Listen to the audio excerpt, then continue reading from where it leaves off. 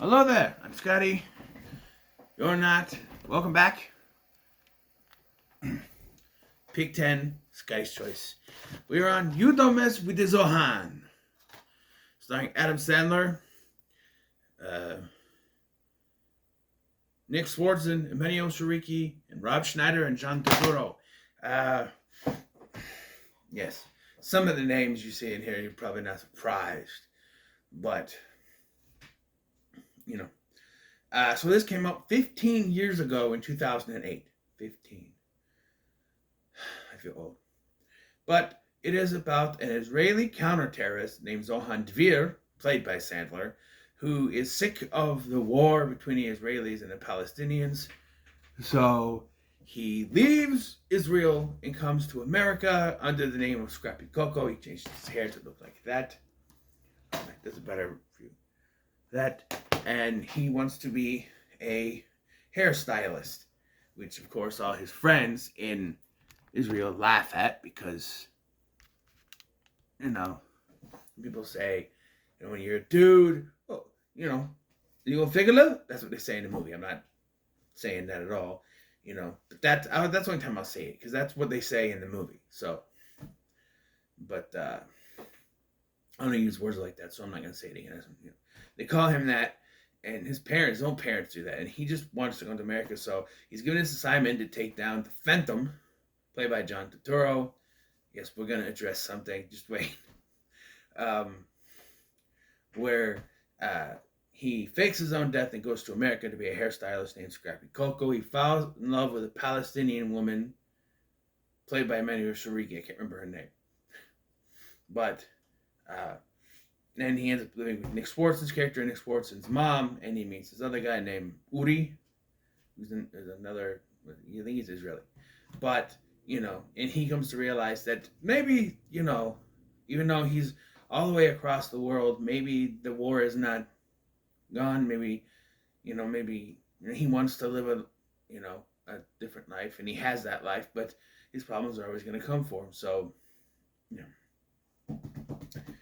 So let's address the big elephant in the room. Adam Sandler, John Turturro, and Rob Schneider play Middle Eastern characters in this movie. They're not Middle Eastern. I think John Turturro might be Hispanic. I'm not exactly sure. I know he's Jewish, so that's a little weird, but he might be. I don't know.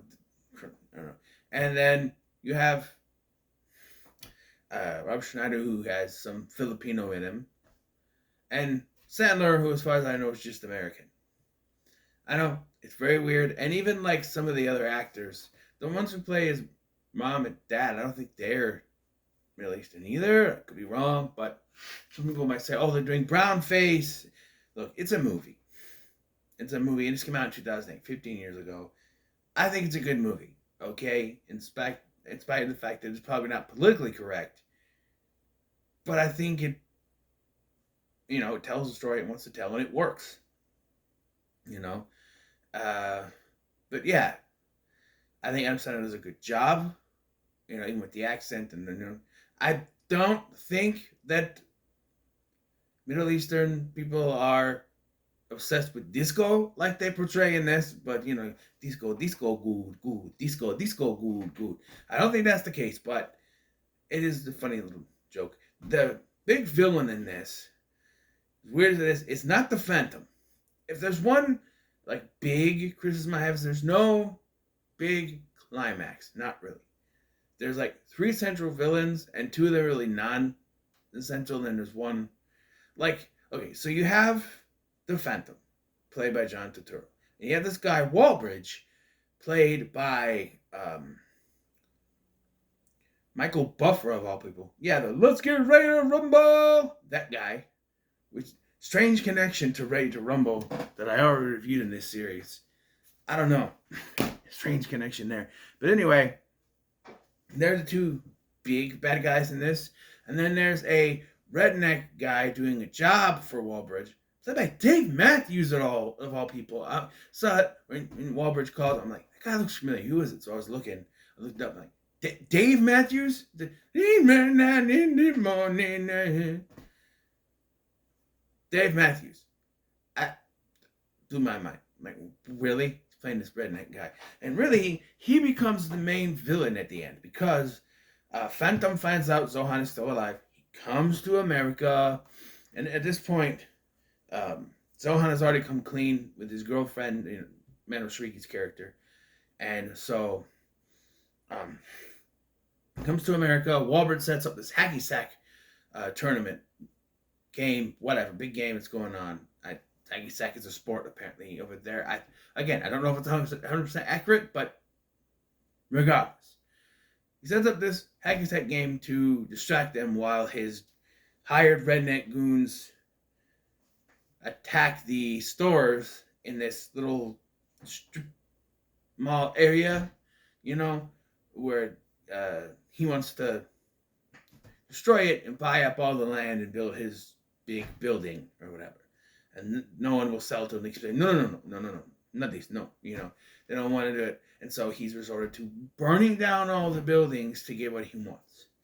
And so, like I said, it all kind of comes down to Dave Matthews is the ultimate villain because Phantom goes to see Mariah Carey, who formed the American national anthem, which it is kind of funny. You have Palestinians and Israelis, and you're singing the U.S. national anthem. I mean, you're in America, so why not? But I don't know. Some people might say that's racist, but they are in America, so it makes sense, at least. I'm not trying to be culturally insensitive, but it does kind of make sense. They're in America. It was organized by an American. I don't know. Maybe it's racist, maybe it's not. I don't know for sure. I'm not 100% sure, I guess. But the Phantom goes to see Mariah Carey, and Zohan just shows up. Some of the CGI in this is kind of like you have Phantom walking on the wall at the beginning. There's a thing where Zohan puts a piranha in his pants, and you see it moving. Yeah. And then you have this where Zohan jumps out, and it's just like a weird cut where it's like, and like, okay.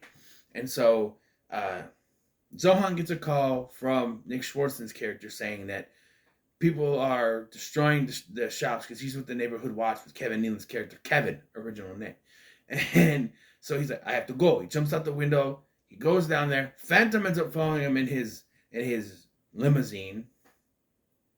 And this is where it's revealed, and I don't know how I missed this all the other times I've watched this movie, but Mano Shriki's character comes in, and she reveals that she's the Phantom's sister. I'm like, wait, what? Wait, huh? Like, I read that on Wikipedia first, and I'm like, wait, no, that's not a thing. Someone edited this, and then it happens. I'm like, oh, I don't remember that being a thing. Although up to this point, the only version I've seen was the unrated version. Maybe it's cut differently there. I don't remember, but he's like, sister. Yes, the Phantom is a brother. His name is Fatouche, apparently. And much like Zohan, he has a dream. He's like, okay, we have to do this. They're destroying stuff. Phantom's like, I do it myself. He's like, no, I have you. No, I do it alone. And then they have a conversation. He's like, what, you don't want to do this? No, I want to sell shoes. Sell shoes? I got hair. He's not bad, And they argue, you guys gotta go do it. And so they go to confront them. And they got these guys, And then Dave Matthews shows up with a bomb and some puppies because you got to make it a little more tragic. Puppies are going to die. I don't know. And they decide to do the sound, which is make high-pitched movements with their mouths or whatever to cause explosions and the bomb to fizzle out, which, okay, it ends up destroying all the stores anyway. But this defeats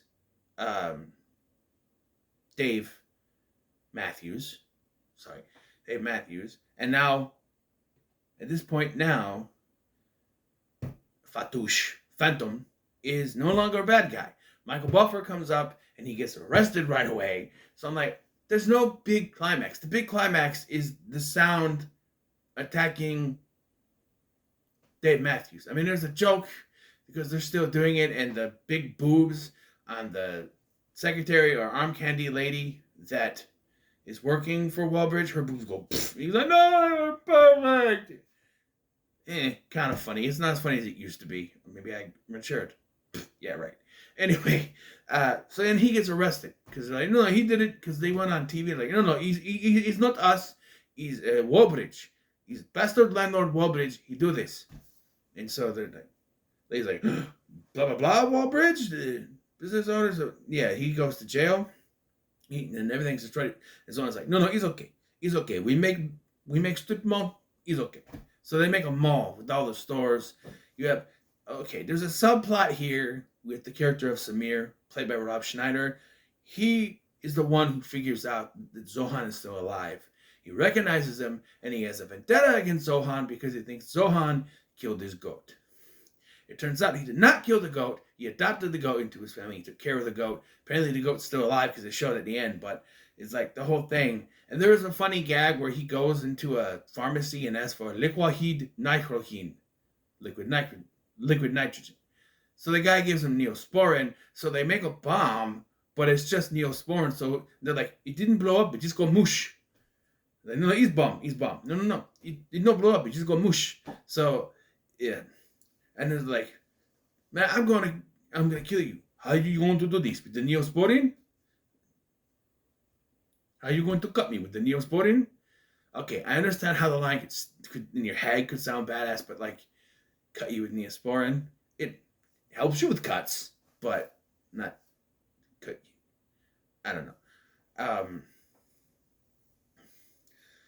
Yeah. Any other my biggest negative is the anticlimax, but other negatives like the whole. Okay, I need to say this. The way the salon is run. So Scrappy, Zohan, he does the women's hair in the style of the Avalon from the 1980s Paul Mitchell book. That's the only one that he does. There's many other hair things, as we see him going through it at the beginning of the movie. But he gets Avalon's like, oh, the Avalon. And that's the only one that he does. He even does his own hair and some dogs' hairs with it. And hair with it. Whatever, not hairs, hair with it.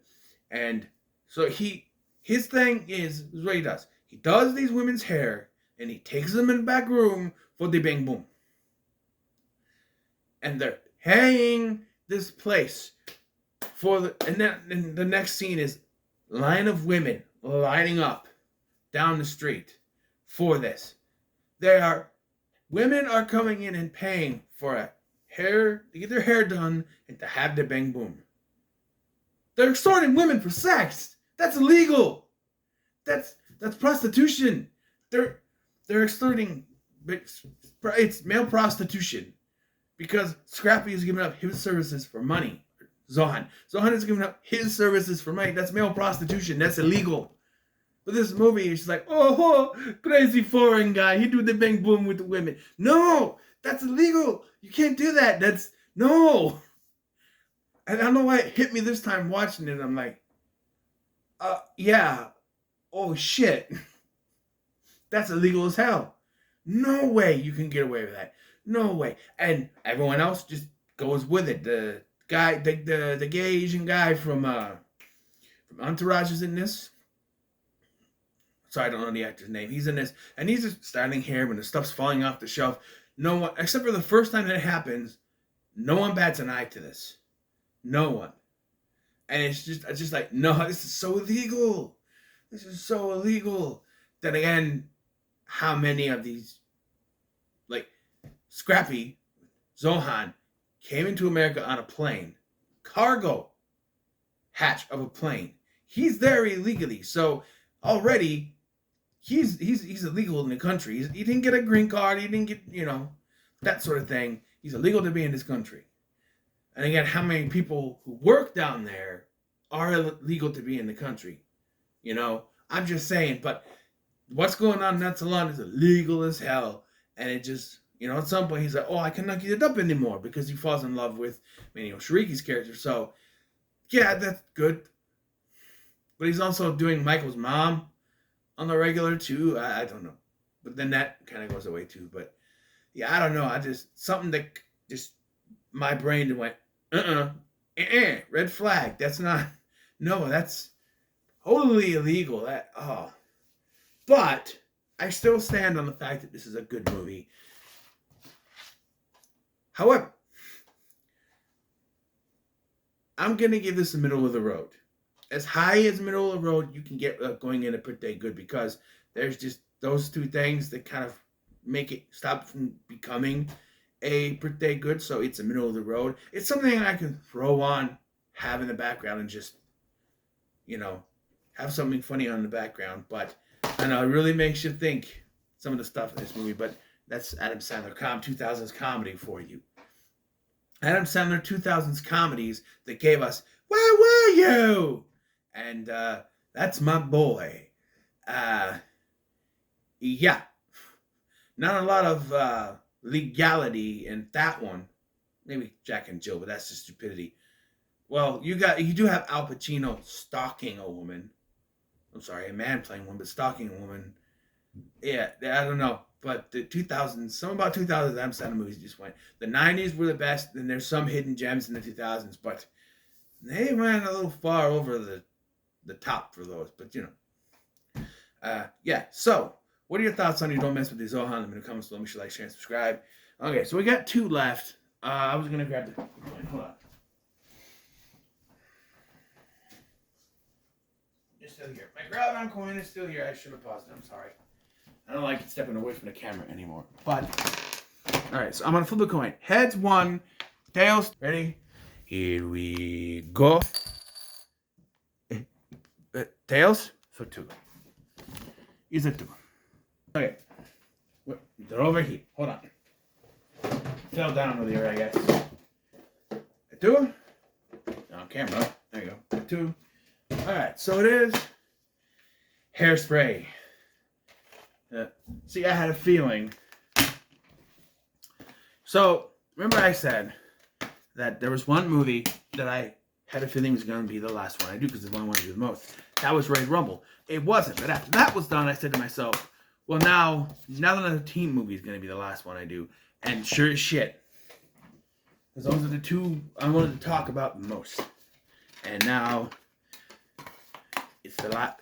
This one's the last one, but it's a good one to end on. We'll talk about that maybe tonight, maybe tomorrow. I don't know. If I get into doing Hairspray tonight, I don't know. These are 3 movies that I wanted to talk about the most: Royal Rumble, Hairspray, and another 2 movies. So, yeah. So thank you for watching.